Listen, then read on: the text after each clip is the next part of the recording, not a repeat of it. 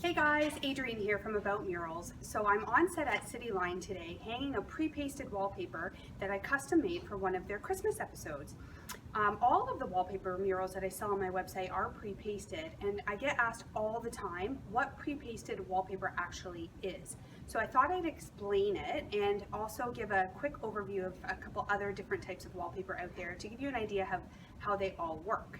So the basic idea of pre-pasted wallpaper is that the glue is already on the back of the wallpaper. So you don't need to go out and buy extra wallpaper paste and add it to the wall or add it to the back of your paper. It's already on there, and it's usually activated with water. So it's a clean and easy way of hanging wallpaper, even if you have never done it before. So if you like the idea of pre-pasted wallpaper, I do recommend watching each manufacturer's installation video because there are a couple different ways of hanging pre-pasted wallpaper. So with mine, for example, you just dip each panel into a bucket of water, you slowly pull it out and place it onto the wall. So it's pretty straightforward, but with other pre-pasted wallpaper out there, you actually spray the water onto the back of the wallpaper with a spray bottle. When I was in my 20s, my very first adventure using wallpaper was with that type of pre-pasted wallpaper.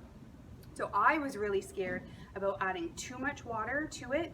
I guess I was worried about the print coming off the front or ruining the print of the wallpaper, and also that the paper might get really delicate when it was wet and that it might rip or tear or get more delicate while I was hanging it. I didn't want to rip it. So I actually sprayed too little water on the back of the wallpaper. So what you have to do with these types of pre-pasted wallpapers, after you spray the water on, you fold it over onto itself, and that activates the paste and it relaxes the paper. So that process is called booking. So when I put too little water on the back of the wallpaper, it actually dried really quickly and it stuck to itself. So it was a nightmare pulling it apart. So what I do recommend doing, if you're going to go that route with the pre-pasted wallpaper, is to get a sample and try it on the wall and try different amounts of water and get comfortable with the amount of water that you need to spray onto the back before you start using the real wallpaper so you don't ruin it. Another kind of wallpaper is unpasted wallpaper. So that is the wallpaper that you actually need to go out and purchase extra wallpaper paste. And you add it to the wall or onto the back of the wallpaper. So this can get a little bit tricky knowing how much paste to actually use on the wallpaper. So again, it's good to watch each manufacturer's installation video, and it's also good to grab a sample and test it out on the wall beforehand and see how much glue you actually have to put on the back of the wallpaper. If you put too little glue or paste on the back of the wallpaper, the panel can actually fall off over time because there's nothing holding the wallpaper to the wall, or you might find that the seams start slowly peeling away from the wall and they might curl up a little bit. If you put too much glue, on the other hand, on the back of the wallpaper or on the wall, sometimes it can seep out underneath the seams and get onto the front of the wallpaper, and it could stain or ruin the front of the wallpaper depending on the type of pattern and wallpaper that you're using.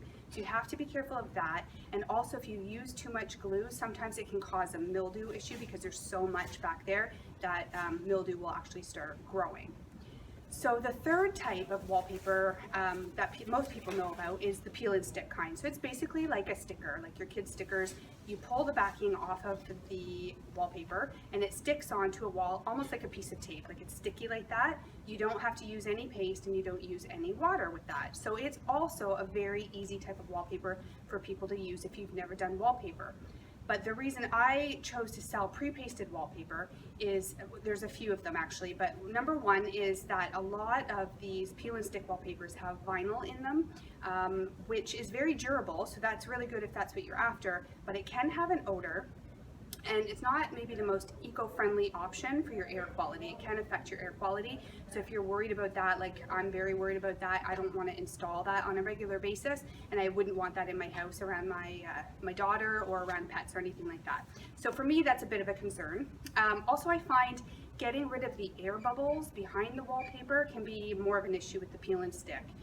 But the third reason why I chose to sell pre-pasted wallpaper versus the peel and stick is that pre-pasted wallpaper will actually slip and slide on the wall after you place it for a couple minutes. So it makes it much easier to line the seams up, the pattern at the seams. So you just slide it around and you can match it much easier. Whereas with peel and stick wallpaper, you have to perfectly position the panel at the seams, and if you don't get it perfectly straight and level the first time, you can't slide it to match the pattern, so you actually have to pull the panel off the wall, reposition it, and put it back down again.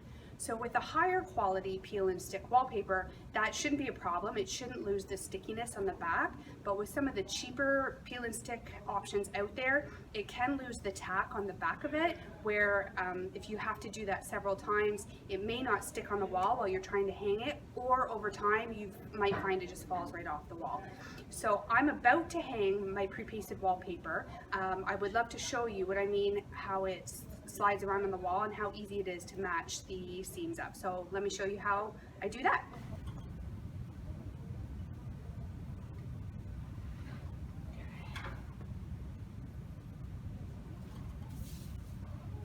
Okay, so you can see if this was peel and stick wallpaper, see how it sort of is on an angle. You'd have to pull this off, reposition it, and put it on. But with a pre-pasted wallpaper, you can just slide it around as you need it. It goes up and down and side to side.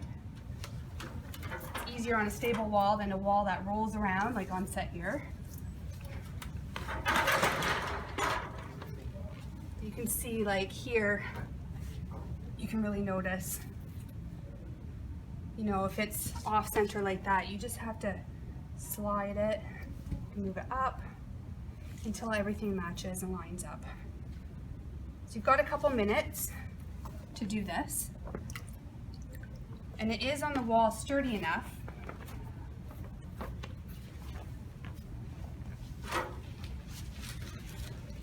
that it's not going to fall off on you, so you don't have to worry about that.